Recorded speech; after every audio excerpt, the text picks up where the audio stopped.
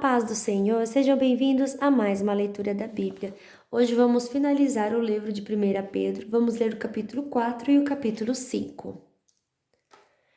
Capítulo 4: Vidas transformadas. Por isso, assim como Cristo sofreu no corpo, vocês também devem estar prontos como ele estava para sofrer, porque aquele que sofre no corpo deixa de ser dominado pelos pecados.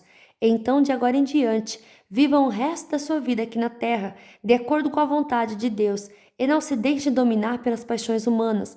No passado, vocês já gastaram bastante tempo fazendo o que os pagãos gostam de fazer.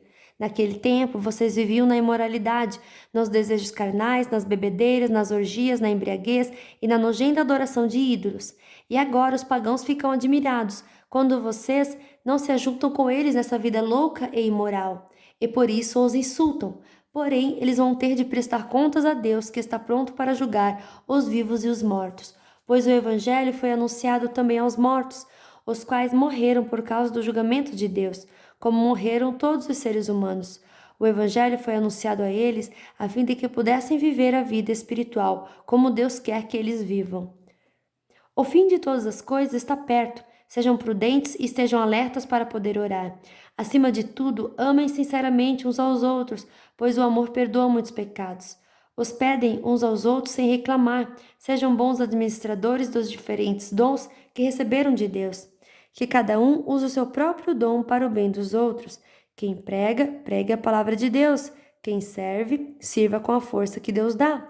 Façam isso para que em tudo Deus seja louvado, por meio de Jesus Cristo, a quem pertence a glória e o poder para todo sempre. Amém.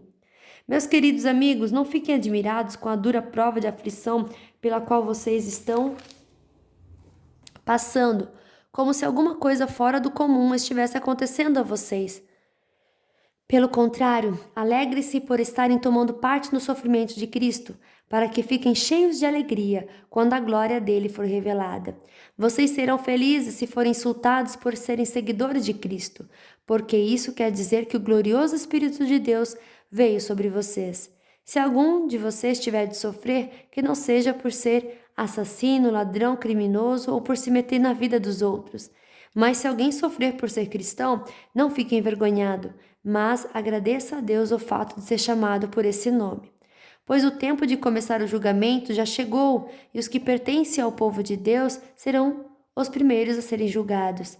Se esse julgamento vai começar conosco, qual será o fim daqueles que não creem no Evangelho de Deus?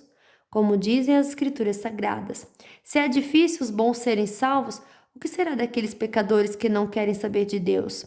Por isso, os que sofrem, porque essa é a vontade de Deus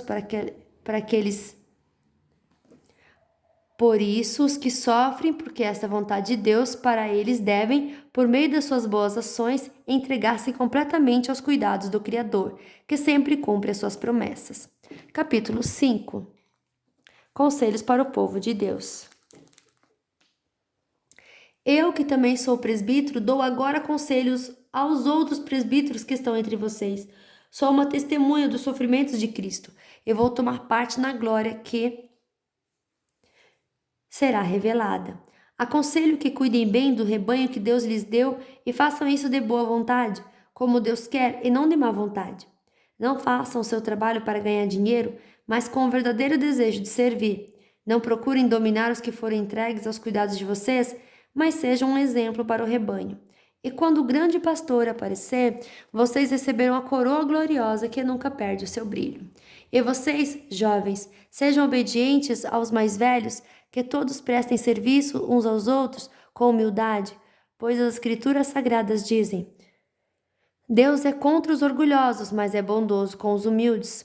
Portanto, sejam humildes debaixo da poderosa mão de Deus, para que Ele os honre no tempo certo. Entreguem todas as suas preocupações a Deus, pois Ele cuida de vocês. Estejam alertas e fiquem vigiando, porque o inimigo de vocês, o diabo, anda por aí como um leão que ruge procurando alguém para devorar. Fiquem firmes na fé e enfrente o diabo, porque vocês sabem que no mundo inteiro os seus irmãos na fé estão passando pelos mesmos sofrimentos. Mas, depois de sofrerem por um pouco de tempo, o Deus que tem por nós um amor sem limites e que chamou vocês para tomarem parte na sua eterna glória, por estarem unidos com Cristo, Ele mesmo os aperfeiçoará e dará firmeza, força e verdadeira segurança. A ele seja o poder para sempre. Amém. Escrevo para vocês esta pequena carta com a ajuda de Silas, a quem eu considero um fiel irmão na fé. Quero animá-los e dar o meu testemunho de que as bênçãos que vocês têm recebido são uma prova verdadeira da graça de Deus. Continuem firmes, pois nessa graça. A ig- Continuem firmes, pois nessa graça. A igreja que está em Babilônia, escolhida também por Deus, manda saudações. O meu filho Marcos também manda saudações. Cumprimente uns aos outros com um beijo de irmão. Que a paz esteja com todos vocês que pertencem a Cristo. Fim da nossa leitura de hoje. Que Deus abençoe a sua vida poderosamente. E até amanhã. Tchau!